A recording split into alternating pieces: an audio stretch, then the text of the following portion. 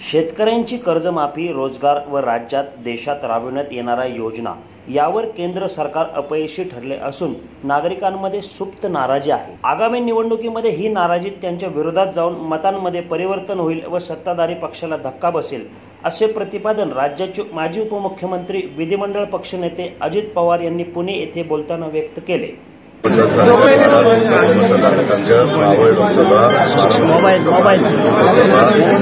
भागामध्ये फिरलेलो आहे। आता पहिल्या टप्प्याचं मतदान भंडारा गोंदिया आणि त्या भागातलं 11 तारखेला त्या ठिकाणी होईल। 5 वर्षाचा प्रचार बंद होतोय आणि सध्या आम्ही आमच्या परीनं आमची भूमिका मांडतोय। विरोधी पक्ष सत्ताधारी पक्ष यामध्ये नरेंद्र मोदी साहेब आणि त्यांची टीम त्यांचा भूमिका मांडण्याचं काम करते। जनता सगळ्यांचं ऐकून घेते। जनतेच्या मनामध्ये काय आहे ते काउंटिंगच्या वेळेस जनतेच्या बद्दल कळेल, कारण जनता बोलत नाहीये। कधी कधी एखादी सुप्त गोष्ट असेल तर ते उघड करत नाही, कारण मागे जे काही 5 वर्षापूर्वी आश्वासन दिलेली होती ती आश्वासन त्यांच्याकडनं पूर्ण झाली नाही। आम्ही पण आमच्या जाहीरनाम्याच्या माध्यमातून आणि त्यांनी पण त्यांच्या जाहीरनाम्याच्या माध्यमातून बरीच आश्वासनं जनतेच्या समोर ठेवण्याचा प्रयत्न केलेला आहे जाहीरनाम्याच्या रूपात। आता जनता ठरवेल की बाबा ह्याच्यातलं कोण खरं करून दाखवेल, कोण काय करेल। आज मात्र आम्ही 12 शिरूर लोकसभा मतदारसंघाचा फॉर्म इथं आणि प्राधिकरणाच्या ऑफिसमध्ये कावळ लोकसभा मतदारसंघाचा फॉर्म त्या ठिकाणी भरलेला आहे। आणि आजच सत्ताधारी पक्षामध्ये भाजप शिवसेनेच्या युतीकडनं देखील मावळचाही फॉर्म आजच भरण्यात येतोय आणि शिवचाही फॉर्म आत्ताच आमच्या आधी त्यांचा फॉर्म भरणं आणि ते निघून गेलेले। अशा पद्धतीनं प्रत्येकजण शक्ती प्रदर्शन करत आहे। मोठ्या संख्येने लोक येतात, कार्यकर्त्यांच्यामध्ये उत्साह आहे। आता तुम्ही इथंच ऐकताय खाली किती त्या ठिकाणी लोकांच्या अंगामध्ये संचारलेला आहे। एक गोष्ट हे रोखतो उन्हाची तीव्रता वाढली आहे। 38 टेम्परेचर आपल्या पुण्यामध्ये थोड्या वेळाने कदाचित 40 होण्याची शक्यता नाकारता येत नाही। त्याच्यामुळे ही सगळी काळजी उन्हाची तीव्रतेची घेऊन प्रत्येक उमेदवाराला आणि त्यांच्या सगळ्या पाठीराख्यांना, कार्यकर्त्यांना, पक्षाला प्रचाराचं काम त्या ठिकाणी करावं लागणार आहे। आणि आमच्या वतीनं शिरूर लोकसभा मतदारसंघाचे राष्ट्रवादी काँग्रेस व काँग्रेस आघाडीचे उमेदवार डॉक्टर अमोल कोल्हे यांचा उमेदवारी अर्ज जिल्हाधिकारी कार्यालयात भरण्यात आला। यावेळी ते प्रसिद्धी माध्यमांशी बोलत होते। वैयक्तिक टीकेवर जात बसण्याची म्हणजे जेव्हा सत्तेत 15 वर्ष असणारी व्यक्ती एका नवीन उमेदवारावर वैयक्तिक टीका करते, हे कशाचं द्योतक आहे तर त्यांच्याकडून काम झालं नाही याच गोष्टीचं ते द्योतक आहे। मला असं वाटतं की थोडा दृष्टिकोन बदलण्याची वेळ आलेली आहे। म्हणजे स्मशानभूमीसाठी निधी दिला ही बाब विकास कामांमध्ये नमूद करण्यापेक्षा तर मला वाटतं पुणे नगर हायवे असेल, पुणे नाशिक हायवे असेल, इथे जर अत्याधुनिक ट्रॉमा केअर सेंटर उभं राहिलं असतं तर लोकांना स्मशानात जायची वेळ आली नसती। साधा दृष्टिकोन बदलण्याची वेळ। हा मुद्दा गाडी कुठेतरी क्रांतीकडे, कुठेतरी केवळ बैलगाडा शर्यतीकडे नेण्यापेक्षा, बैलगाडा शर्यतीवर बोलण्यापेक्षा खरं तर या बैलगाडा शर्यतीतून ग्रामीण अर्थव्यवस्थेला कशा पद्धतीने चालना देता येऊ शकते याचा विचार 15 वर्षात झाला नाही, हे खरोखर दुर्दैव आहे। किंवा जर त्यांनी प्रयत्न केले असते तर माझ्या आत्तापर्यंत निदर्शनात त्यांनी मेनका गांधींची कधी भेट घेतली नाही किंवा त्यांना भेटून या बाबतीत प्रयत्न करण्याच्या दृष्टीनं हा ग्रामीण अर्थव्यवस्थेला चालना देणारा विषय हे सांगण्याचा कधी प्रयत्न केलेला माझ्या दृष्टिक्षेपात पडला नाही। जर त्यांनी तसं केलं असेल तर ती माहिती द्यावी, माझ्या मतदारसंघाच्या मतदारांना याचा आनंद होईल। विशेषतः या भागामध्ये ग्रामीण आणि शहरी हे दोन फार मोठे भाग आहेत। 60% ग्रामीण भाग आहे, 40% शहरी भाग आहे। म्हणजे जेव्हा खेडचा विमानतळ जातो यामध्ये लोकप्रतिनिधींची अदूरदृष्टी ही किती जाचक ठरू शकते सर्वसामान्य माणसासाठी। एक इंटरनॅशनल एअरपोर्ट हा जवळपास 1.25 लाख लोकांना रोजगार देतो, केवळ एका अदूरदृष्टीच्या निर्णयामुळे किंवा त्या बाबतीत कोलांटुड्या मारल्यामुळे।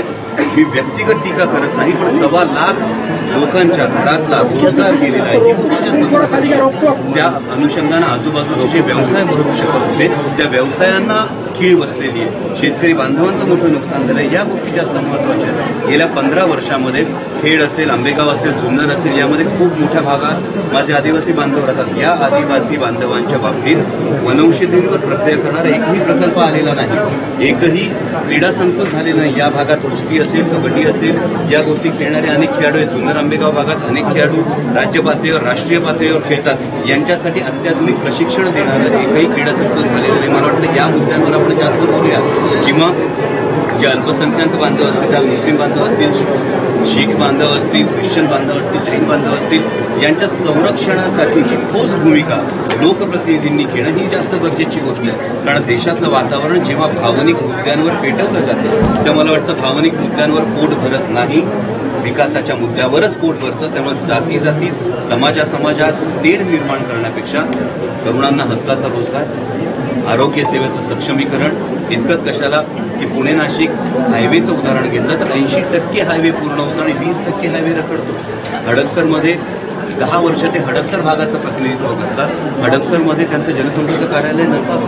मला वाटतं या गोष्टी पुरेशा बोलक्यात. त्यामुळे मी कुठे मुद्दा नेण्यापेक्षा जनतेने हे मुद्दे लक्षात घेतले तर जनता भरडली गेलेली आहे आणि म्हणून ही निवडणूक आता जनतेने हातात घेतलेली.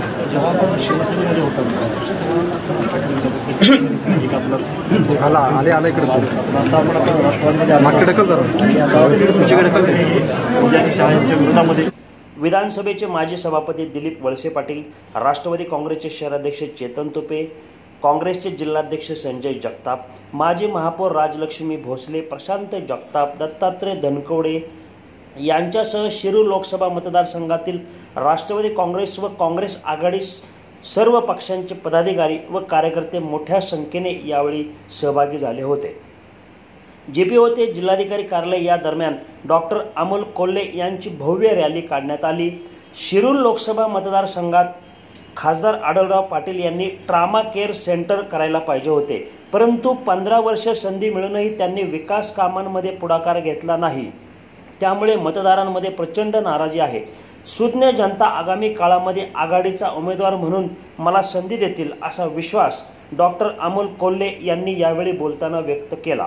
मला वाटतं कोणतीही भूमिका जेव्हा तुम्ही साकारता तेव्हा ती भूमिका तेव्हाच लोकांच्या मनात उतरते जेव्हा तुम्ही तो विचार थोड्याफार प्रमाणात आत्मसात करू शकता. महाराज संभाजी महाराज ही अत्यंत उत्तुंग व्यक्तिमत्व आहे. त्यांच्या नखाची सुद्धा मला व्यक्तिगत सहज नाही हे मी कायम कबूल करतो आणि असं असताना सुद्धा त्यांचा विचार आत्मसात केल्यामुळे ती भूमिका जर लोकांच्या काळजात पोचली असेल तर मला वाटतं त्याबद्दल मी सर्व मायबाप जनतेचा मनापासून ऋणी आहे. याचा किती फायदा होईल यापेक्षा जनतेला हा विश्वास वाटतो. म्हणजे आज एक लहान लेकरू इथं मांडीवर बसलं आणि ते सांगतं मी राजांच्या मांडीवर बसलो आणि एक 75-80 वर्षाची माऊली आलाबाला घेते आणि म्हणते बाळा जिंकायचं बरं का.